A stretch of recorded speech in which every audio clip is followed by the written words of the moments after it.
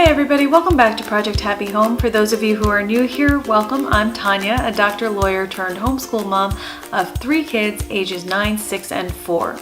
If you're interested in videos about secular homeschooling, raising a child with ADHD, and living a more essentialist lifestyle in general, you've come to the right place, so be sure to hit that subscribe button down below. In today's video, I'm collaborating with my good friend Danielle over at formerly Danielle Gets It Done, but she has now changed her channel name to TakeCareMama, which I think is great because she very much focuses on not only the emotional and physical health of her child who has ADHD, but also of herself and her own mama heart, which I am definitely a fan of.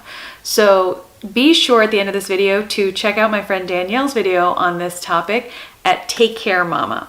Today we'll both be talking about meltdowns again. Now, if you haven't seen my first video on meltdowns, I will link it down in the description box below.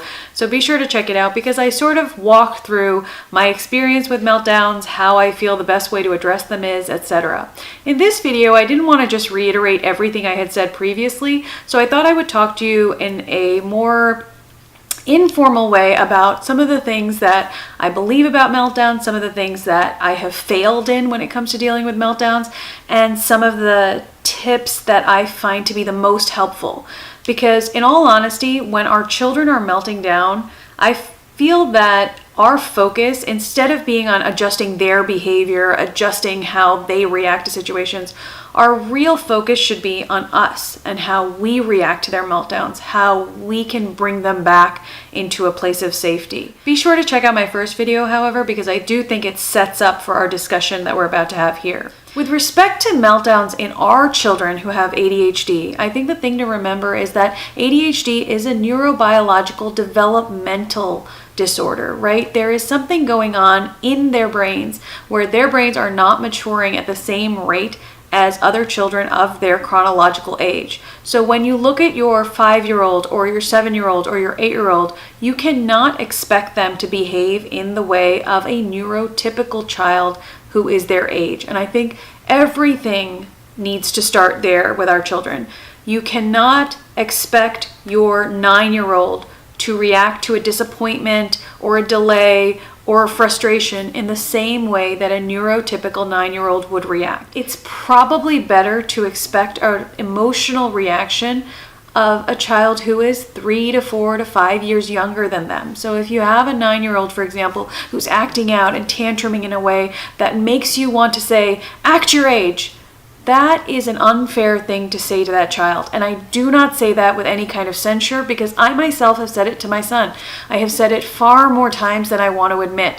And it's just a human reaction, right? We as parents are also human beings in this situation, which is why I think the more we can practice and consciously engage our thinking brain in how to respond in a compassionate and intelligent way, the better we can help our kids through this process as their brains mature and catch up to their chronological age.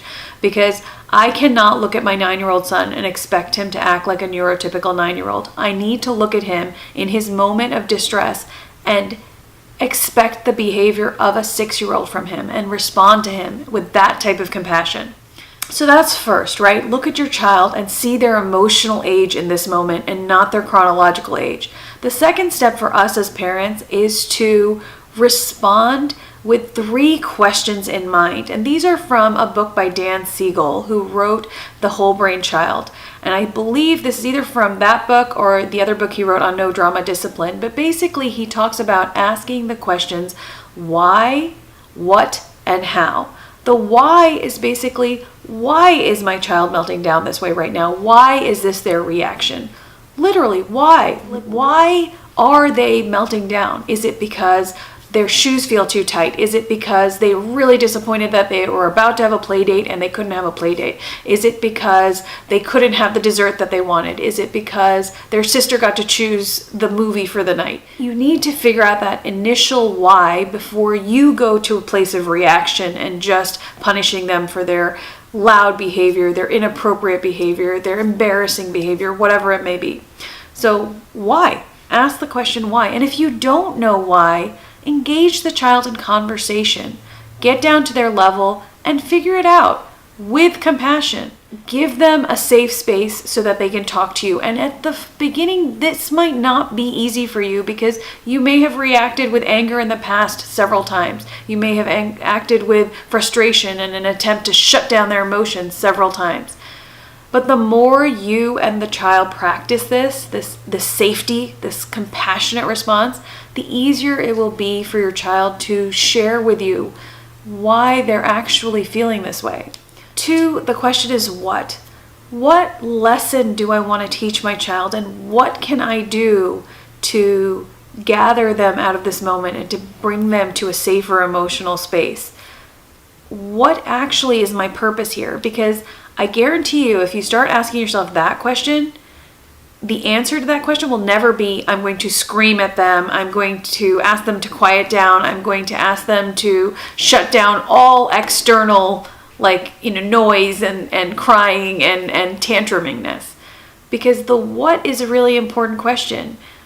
What will be the best thing for me to calm them down, to bring them to safety internally?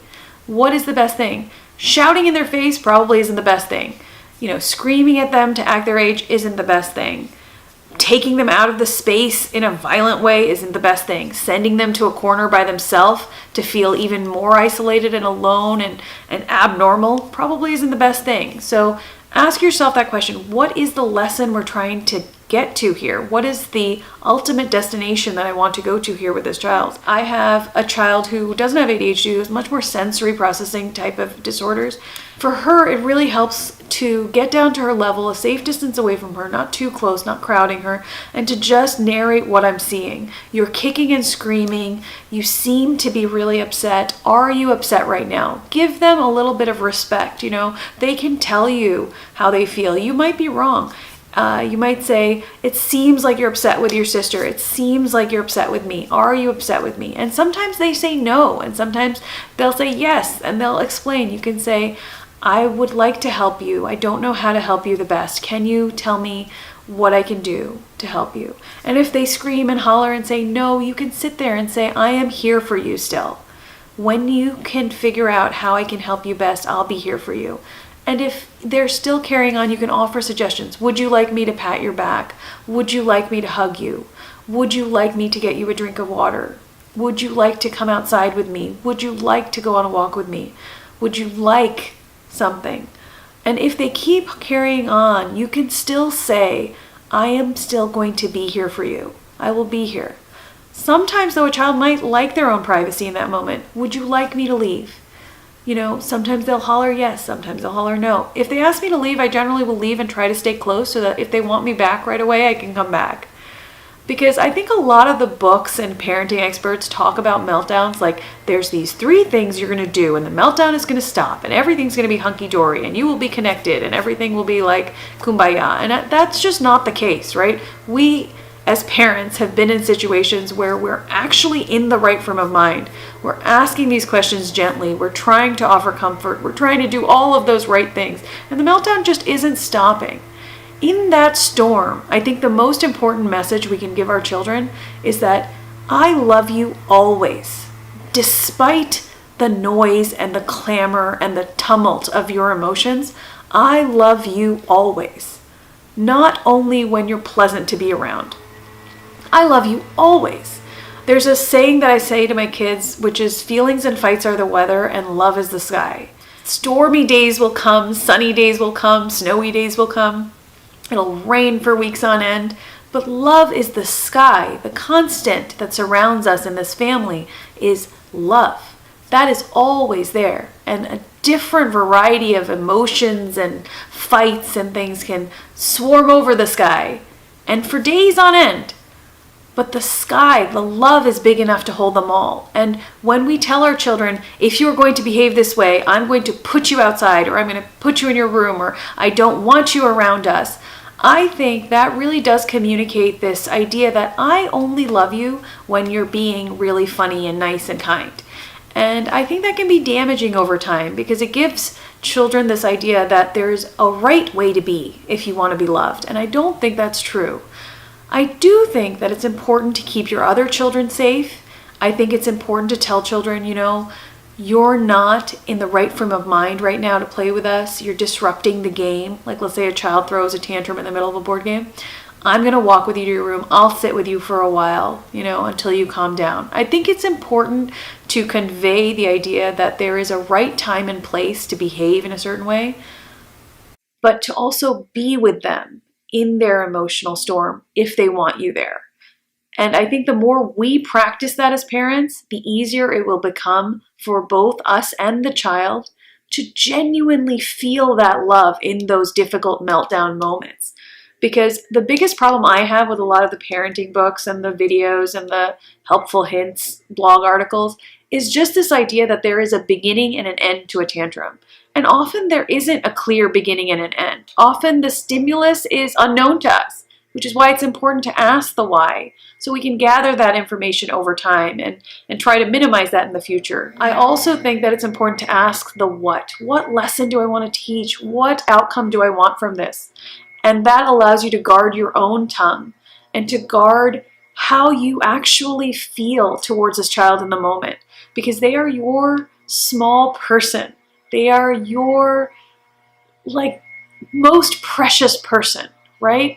So in the moment, we've all been in those situations where we say the hurtful things, we call names, we do ugly things because we do the ugliest things to the people we love the best. I think we can all be honest about that. And in the moment, the more we can practice sitting in the storm with them. I love you always, even in this moment, even in this unpleasantness. I love you. You are safe. You are held. I will always love you, regardless, I think is the most important lesson we can convey to them. That I have the patience and the strength and the calm to sit with you in your worst moments, not only at your best moments. That I am your calm. You are my wild. It's that thing that I have on my phone, you are my wild, I am your calm. The more we can practice that, the more natural it will become. I am definitely on a journey with this myself, you guys. But I'm telling you, the more you can connect with your child, the less all of these other tips and tricks will matter. If you can come back to that question, why are they actually upset? What am I actually trying to teach here? What do I want to gain from this interaction with them? Where do I want to take their little heart and mind? That will center you. That will help you calm down in the moment. Because human beings have these things called mirror neurons. And when we see stress, we see a stressed out little mammal in front of us, our own neurons respond in that way. Our brain is keyed to respond in a team-like fashion to sense danger. Oh, our little person senses danger. We too will go into danger mode, and our amygdala will fire up and we will just lose control. Hold on one second. I'm sorry, you guys, someone knocked on my door, and so I lost my train of thought a little bit, but I had just finished talking about the first two questions that Dan Siegel presents when you're confronted with a child's behavioral issue or meltdown, and it's the why is this happening and what do I actually want to teach? What do I want the lesson to be here? And the third question would be how? How can I best convey this to the child? And that will really depend on your child. Different children will have different preferences. Some of them will want closeness and hugging and touching. Others, like my daughter, for example, will want a little bit of distance, a little bit of respect, that she will want to be the one to come over and hug. And I think that's something you have to feel out with your child. There is no real one right way. However, there is a cycle that Dan Siegel talks about in his book for how best to make the child receptive to the lesson that we're trying to teach, to the place we're trying to get them to emotionally. So that cycle is basically 4 points. The first is to communicate comfort. The second is to validate their feelings. The third is to actually listen when they try to talk to you. And the fourth is to reflect back to them what you understand their feelings to be. This cycle is very similar to the RIE cycle that is talked about a lot by RIE parenting strategists and experts, and I have found great success with it. So basically what you do is first you establish that you are there for them, that this is going to be a comforting interaction. This is not going to be a shaming interaction or a yelling interaction or one where you fly off the handle. And then you establish that rapport by validating their feelings. You try to let them know, I see that this is happening. I see that you're kicking your feet. Are you upset? You kind of question them. You pull out whether or not you are correct about your assessment of the situation. And then you listen when they try to talk to you. You listen, you validate their feelings. You say, I understand that you must be upset about this. I understand how this can be upsetting, etc. And then you reflect back to them exactly what they have said. So instead of saying something like, I understand why you're so mad, and then moving right along to the lesson, you can say, I understand why you're mad that your sister knocked over your tower of bricks. You worked really hard on that tower of bricks, and it must be really disappointing to see that work, gone for nothing. You actually reflect back to them with more mature language than they might have why they're feeling the emotions they feel, because sometimes as a child, you're not sure as a kid why you're feeling that way. You don't know why you hit your sister. You don't know why you want to pull your hair out. You don't know why you're kicking and screaming on the floor. And so giving the child a little bit of help there, validating their feelings, but giving them that emotional language can be really, really helpful. I'm not going to belabor this point. I really think you guys should check out my first video because I go into more detail about random things that go on with meltdowns. But I will say that I run into the most problems with dealing with meltdowns when I allow myself to react in a similar fashion to my child. When I allow my child's stress and meltdown and noise and loudness and just the explosion of feelings to be mirrored in myself. That's when the situation goes awry. When I can slow myself down enough to distance myself a little bit and to ask myself those 3 W questions, why are they melting down? What is it that I want the result to be of this interaction? What is my goal here? And how can I best achieve that goal using that little cycle of communicating comfort, of listening to their feelings, of reflecting their feelings back, validating. Those little key points really help center me in my approach.